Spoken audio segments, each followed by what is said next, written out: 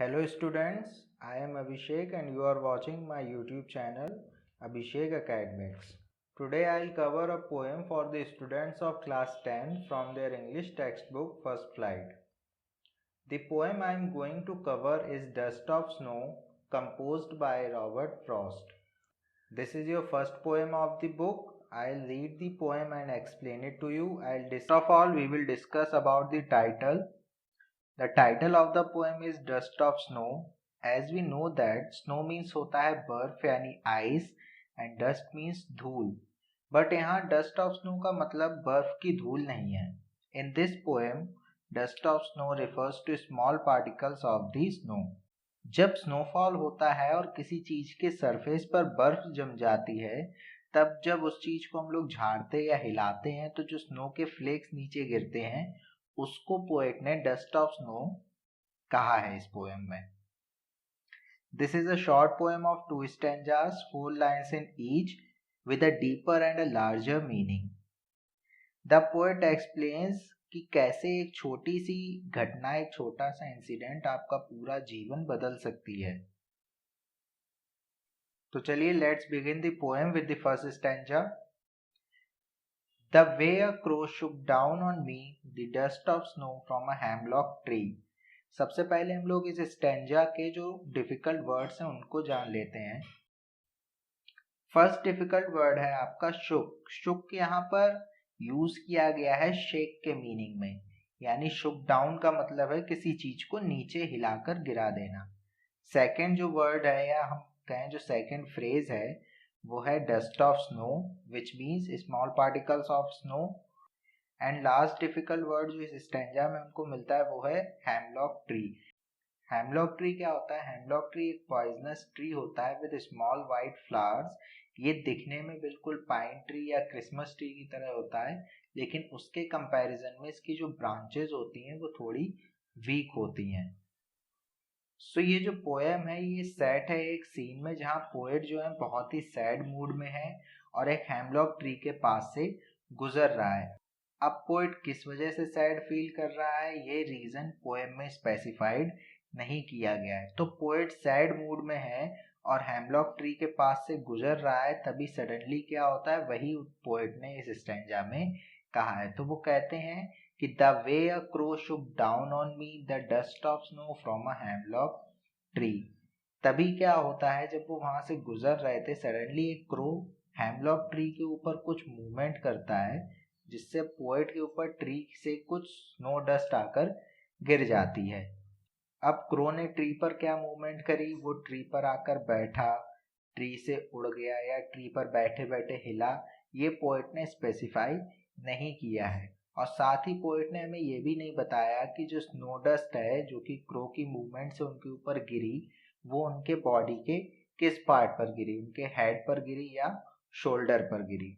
अब यहाँ पोएट ने जो हेमलॉक ट्री और क्रो दोनों का यूज किया है ये दोनों ही सैडनेस या फिर ग्लूम को सिग्निफाई करते हैं.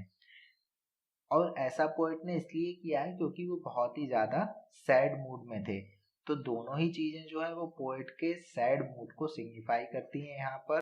तो जब पोएट हेमलॉक ट्री के पास से गुजर रहा था और क्रो की मूवमेंट से उनके ऊपर स्नो डस्ट आकर गिरती है तो इस इंसिडेंट से पोएट के साथ कुछ होता है. बट क्या होता है वो हमें नेक्स्ट स्टैंजा में पता चलेगा. लेकिन नेक्स्ट स्टैंजा को पढ़ने से पहले हम लोग एक बार देख लेते हैं कि इस स्टैंजा में हमें राइमिंग स्कीम क्या देखने को मिलती है.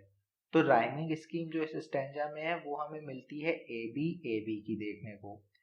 देखिए द वे अ क्रो और द डस्ट ऑफ स्नो में फर्स्ट और थर्ड लाइन के जो लास्ट वर्ड है क्रो एंड स्नो वो दोनों आपस में राइम कर रहे हैं. अगर हम इनको डिनोट कर दें ए से एंड सेकेंड लाइन और फोर्थ लाइन के वर्ड्स मी एंड ट्री आपस में राइम कर रहे हैं, इनको हम अगर डिनोट कर दें बी से तो राइमिंग स्कीम हमारी बन जाएगी ए बी की. तो चलिए let's start the second stanza. Has given my heart a change of mood and saved some part of a day I had rued. अब यहाँ पर जो डिफिकल्ट वर्ड हमें मिलता है वो है र्यूड. र्यूड मीन्स होता है टू हेल्ड इन रिग्रेट, मतलब किसी सैडनेस की फीलिंग में रहना, किसी दुख की फीलिंग में रहना, किसी बात पे सॉरी होना। रिग्रेट मीन्स वैसे होता है पश्चाताप, सॉरी होना। तो पोएट जो थे वो किसी बात पर सैड थे क्योंकि उन्हें किसी चीज का पछतावा था। तो इस स्टैंजा में पोएट बताते हैं कि उनका जो दिन था वो कुछ अननोन रीजंस की वजह से ठीक नहीं जा रहा था। मतलब उसका जो दिन था वो सैडनेस से भरा हुआ था। बट जैसे ही पोएट पर स्नो डस्ट गिरती है, पोएट कहते हैं that snow dust has given my heart a change of mood. कि वो जो स्नो डस्ट थी जो उनके ऊपर गिरी, उन्होंने उनके हार्ट का मूड चेंज कर दिया। मतलब उनका मूड चेंज कर दिया, वो सैड थे तो उससे उनके मूड में थोड़ा हैप्पीनेस आ गई। And saved some part of day I had dreamed. और ये जो इंसिडेंट हुआ जिससे कि उनका मूड फिर से फ्रेश हो गया, अच्छा हो गया। मतलब जो डस्ट ऑफ स्नो पोएट पर गिरी उससे पोएट का मूड एकदम से चेंज हो गया और उनका बचा हुआ दिन सैडनेस में बर्बाद होने से बच गया। Generally hemlock tree and crow जो हैं वो इनऑस्पिशियस थिंग्स को रिफर करते हैं, मतलब मनहूस माने जाते हैं। बट पोएट ने इस पोएम में बहुत ही ब्यूटीफुल तरीके से ये बताया कि इनऑस्पिशियस थिंग्स से भी खुशियाँ आ सकती हैं।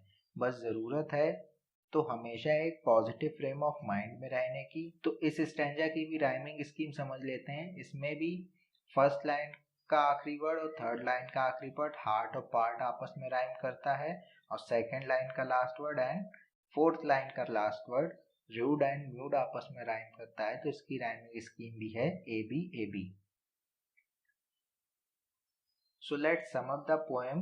पोएम नेचर की उन छोटी छोटी चीजों को इंडिकेट करती है जिसमें सब कुछ ठीक करने की क्षमता होती है। पोएट कहते हैं कि कितना भी बुरा मूड क्यों ना हो या कितने भी बुरे हालात क्यों ना हो, नेचर उसे ठीक कर सकती है। नेचर कभी भी किसी को कहीं भी कोई भी बेनिफिट दे सकती है। बस ज़रूरत है तो हमेशा पॉजिटिव रहने की। और उसका बेस्ट एग्जाम्पल उन्होंने अपनी लाइफ के उस इंसिडेंट से दिया है जिसमें क्रो जो था वो हैमलॉक ट्री से उनके ऊपर स्नो डस्ट गिरा देता है। So with this we have come to an end. I hope you have understand the poem. Thank you for watching this video. If it was helpful, please do subscribe the channel and hit the like button.